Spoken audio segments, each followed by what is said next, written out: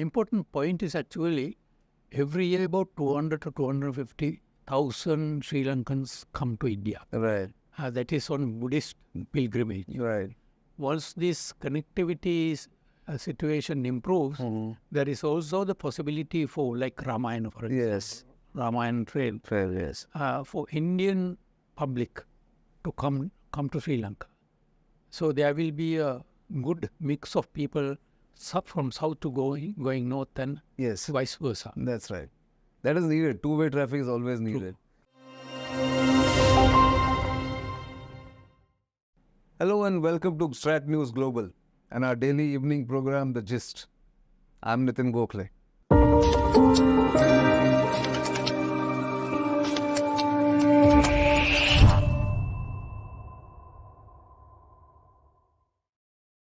And on The Gist this evening, our guest comes from Sri Lanka, former Ambassador Bernard Goonetilleke, currently the chairman of Pathfinder Foundation, an NGO which works on different issues concerning Sri Lanka and of course the geopolitics of the region.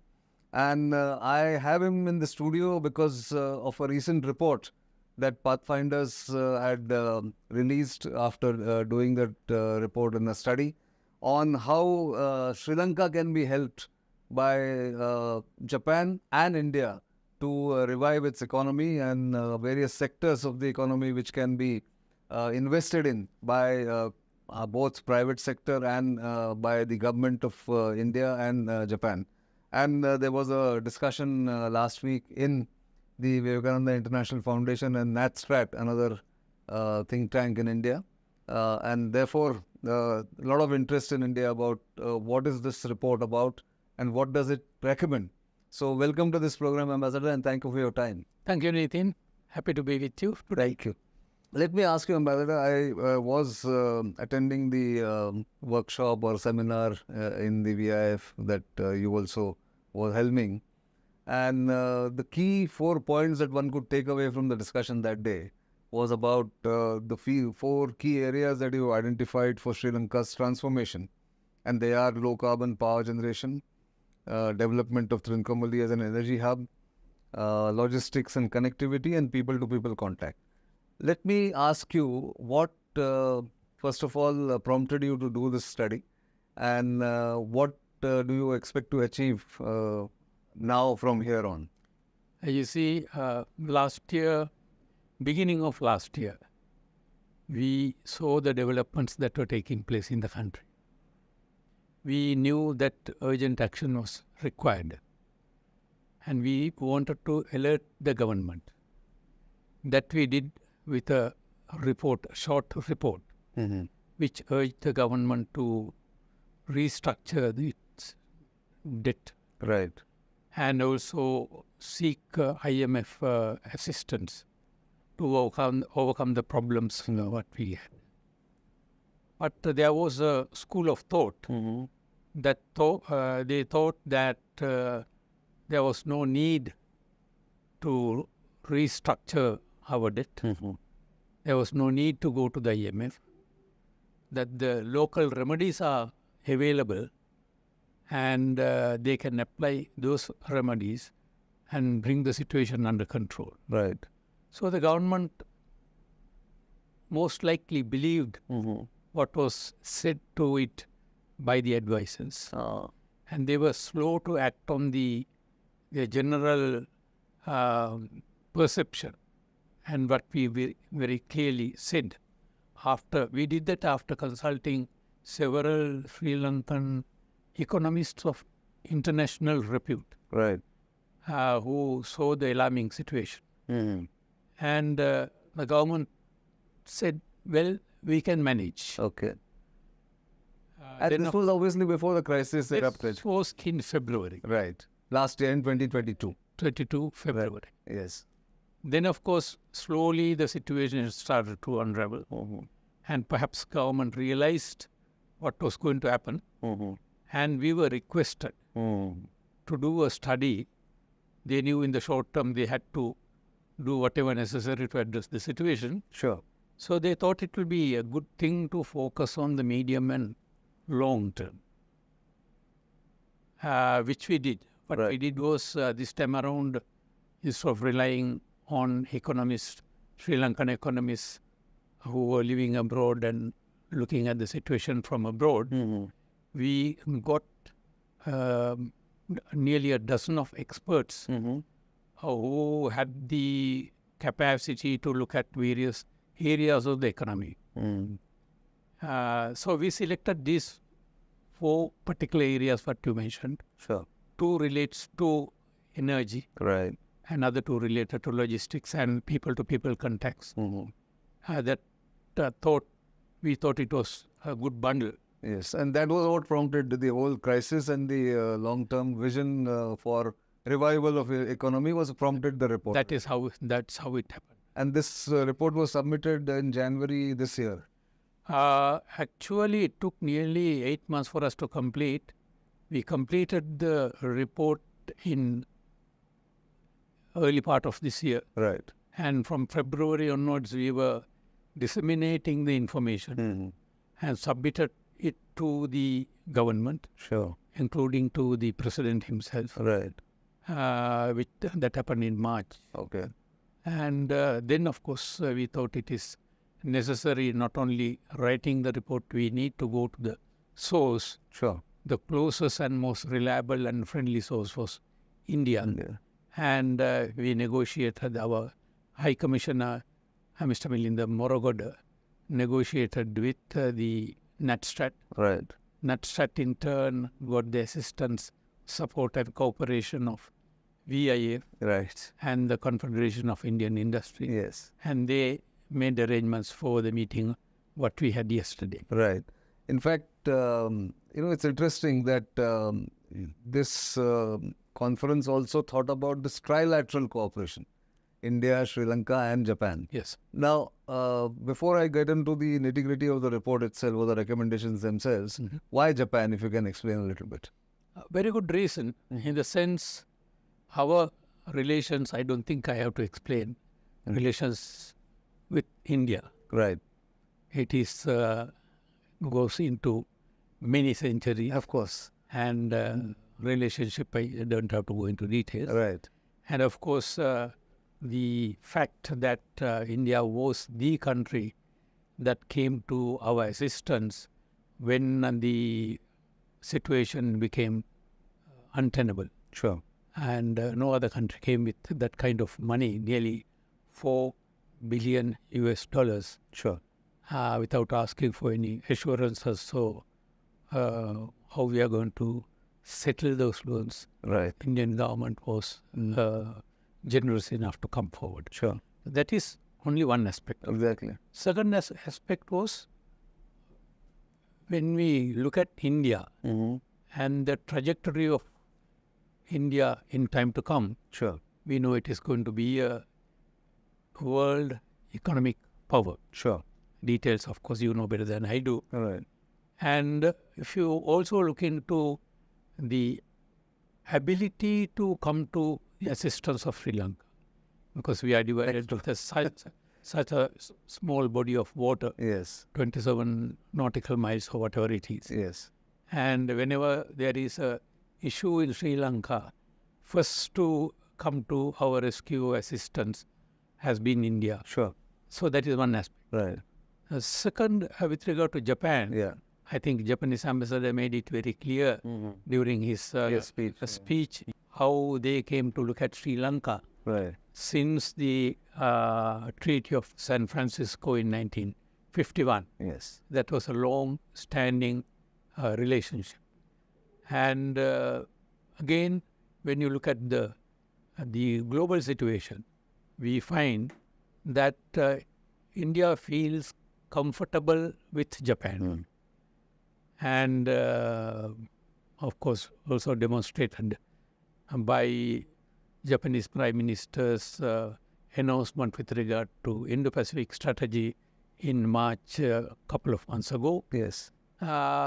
It was done in New Delhi, not in Tokyo. Right. So that is how Japan feels comfortable in the company of India. Sure. And both countries are very close friends of Sri Lanka. And we feel comfortable with these two countries, and we also know the abilities of these two countries. Right. That is how we thought we should look for the assistance of Japan as well. And India, of course, certainly. So let me come to the first segment of, or the second segment of your report and the recommendations. Development of Trincomalee as an energy hub.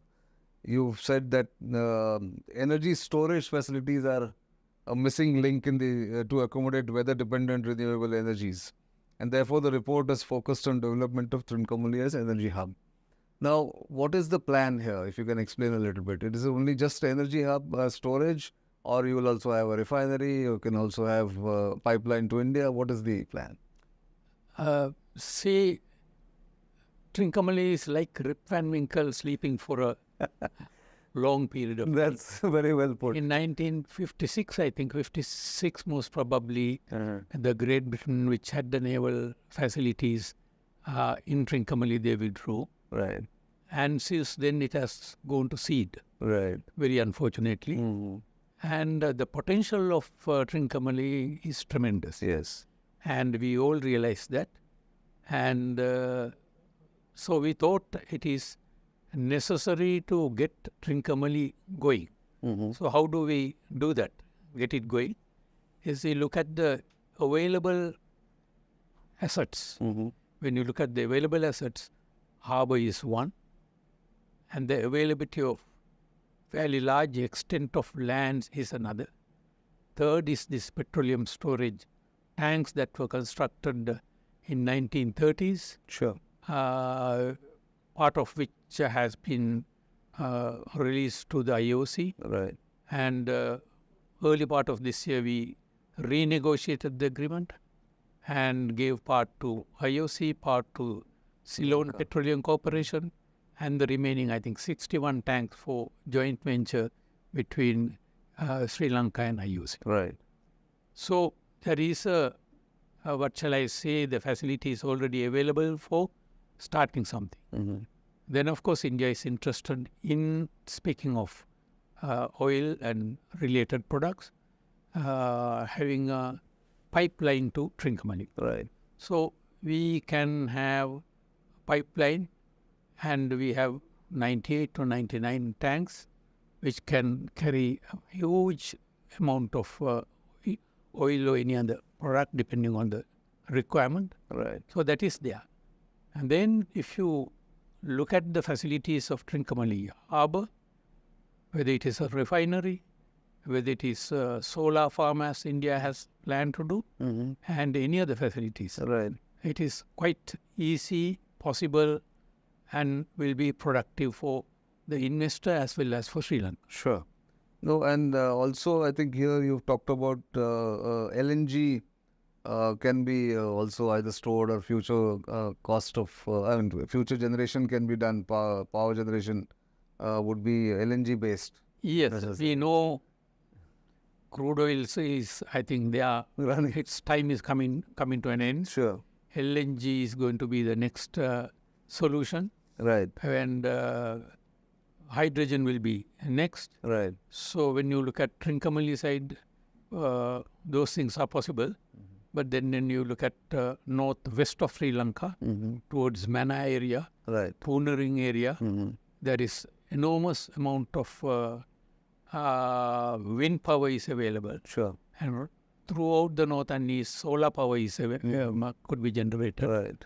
So if we exploit the wind power in that particular area, then of course there is a possibility for development of energy in the hydrogen form. Right.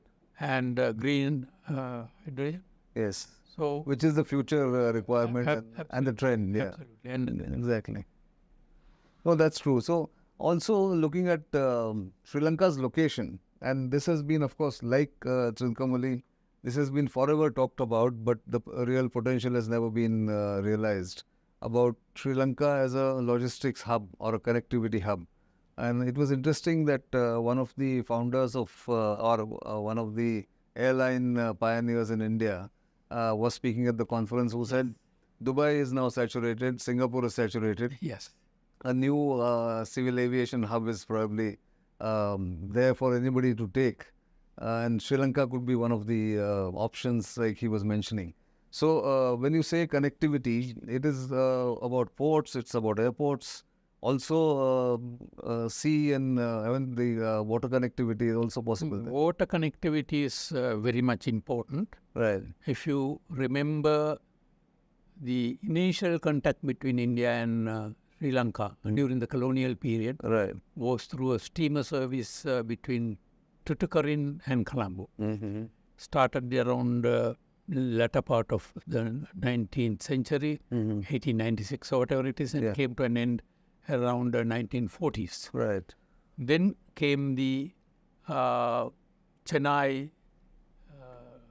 Kankashinthara. Or No. Chennai coming down to Dhanuskodi. Oh, Dhanuskodi, yeah, of From course. Dhanuskodi to Talaivanna. Talaivanna, yeah.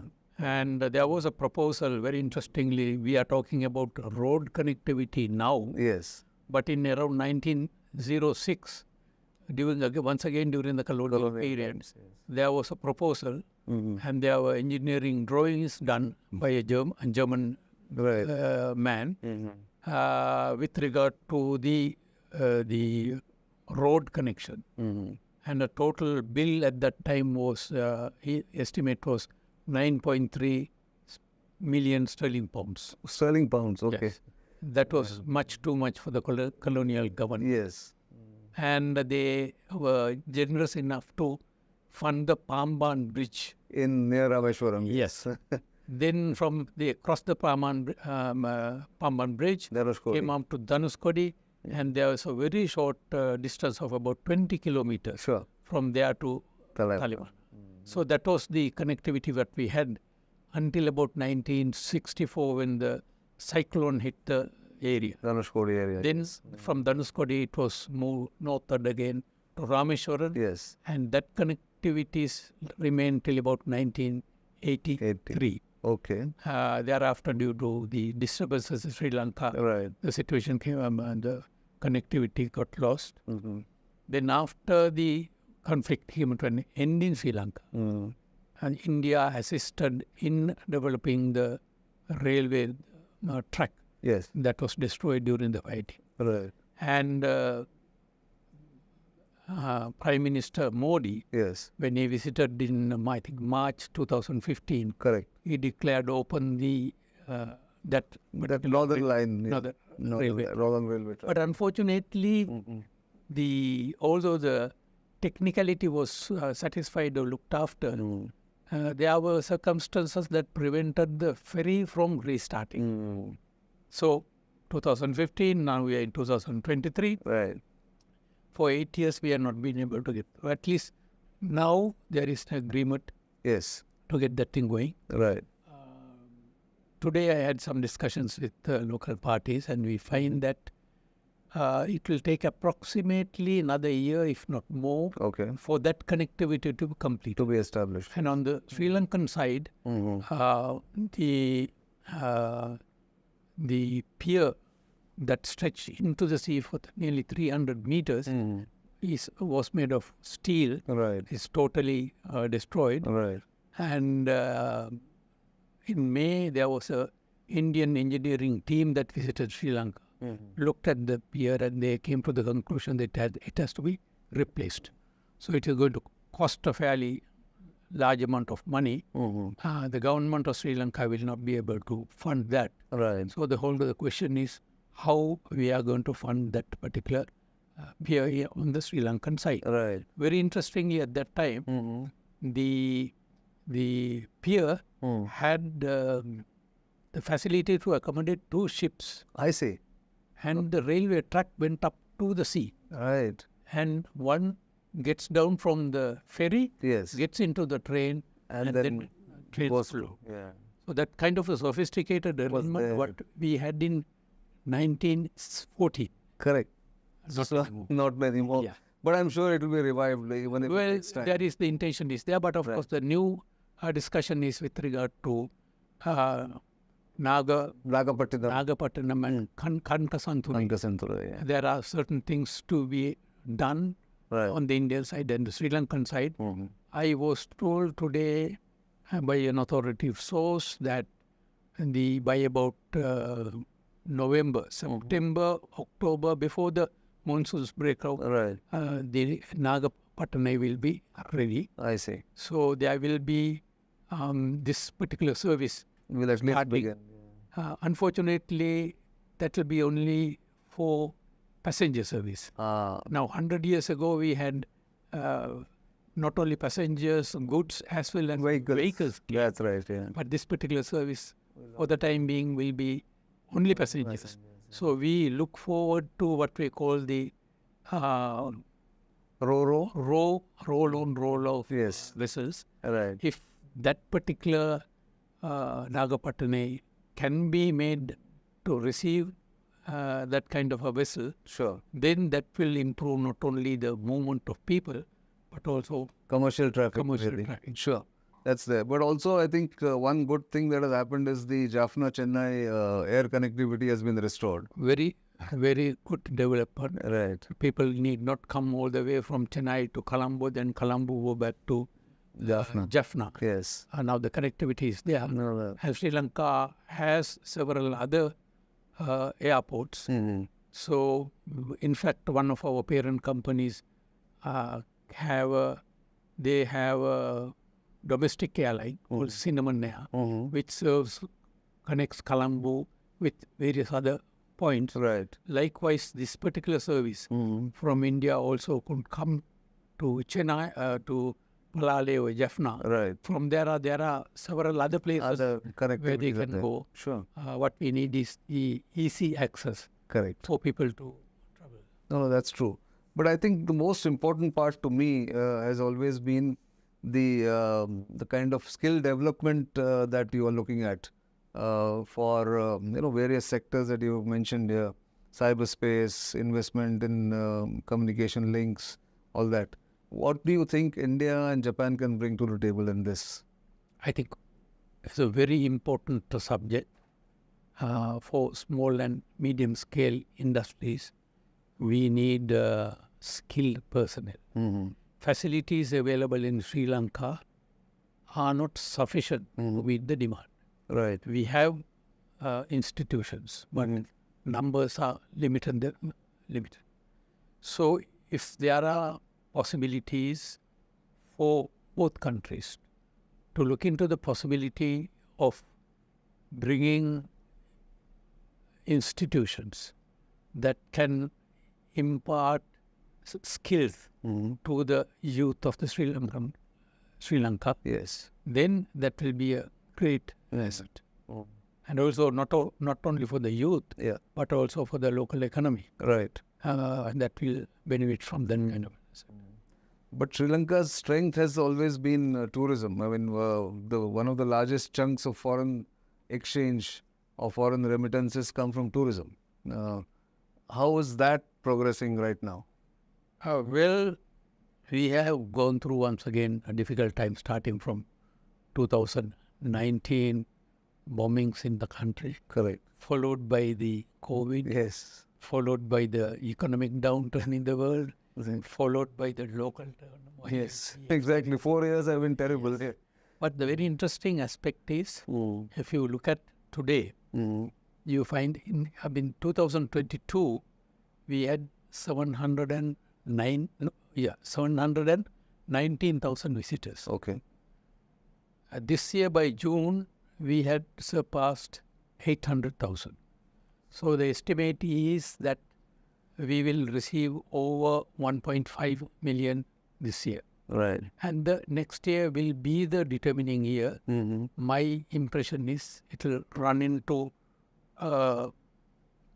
close to 3 million people coming. Wow. If you look at 2018, which was the highest point. Yeah. We had 2.3 million visitors. And if that situation progress, we would have by this time receiving 6-7 million visitors. I know. But the important factor is, once again, even during this difficult period, the surveys done by various parties in various parts of the world continue to say Sri Lanka is a must country that Visit should be here. visited. Right. So that kind of publicity Yes. enable people to think, okay, let's go and see Yeah. what is available. Mm. So I think Sri Lanka is also planning to have a visit Sri Lanka a year shortly. Right. That will also add to the publicity. Mm. And by next year, end of next year, I think will be the turning point. Really. Excellent. So I think that's the key, that tourists continue to have that confidence and great value for money right now. Absolutely.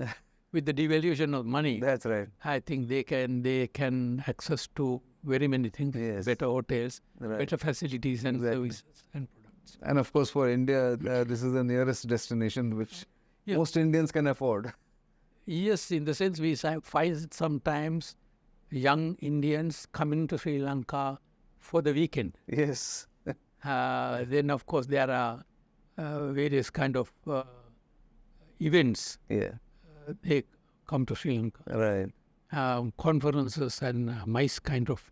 I was told destination weddings are now becoming popular. That's and also recently there was, I think, Mrs. India, or that kind of a fest place in Colombo last month. I see. So, Okay. so it is economically easy place, Right. distance-wise very short, Yes. and the people-wise friendly. Very lot, friendly. Very friendly. lot. So you feel at home. Absolutely. Yes. No, so great. It's a great, I would think start point for revival of the economic activity and the economy of the country. And I think this report will help many industries, many potential investors to look at some of these areas. Yeah, important point is actually every year about 200 to 250,000 Sri Lankans come to India. Right. That is on Buddhist pilgrimage. Right. Once this connectivity situation improves, there is also the possibility for like Ramayana, for example. Yes. Ramayana trail. Fair, yes. For Indian public to come to Sri Lanka. So there will be a good mix of people from south to going north and Yes. vice versa. That's right. That is needed. Two-way traffic is always needed. But I must compliment you and your partners in this for this excellent report. I'm sure there will be a lot of interest in the business houses in India for investing in Sri Lanka, and I'm sure the economy will get revived and go further strength to strength from this point in time. But thank you very much for your time and for this very erudite report. Thank you very much for this invitation. Very happy to share our views with you. And let us keep in touch. We will. Thank you very much for being here. So that was Ambassador Goonetilleke of Pathfinders Foundation.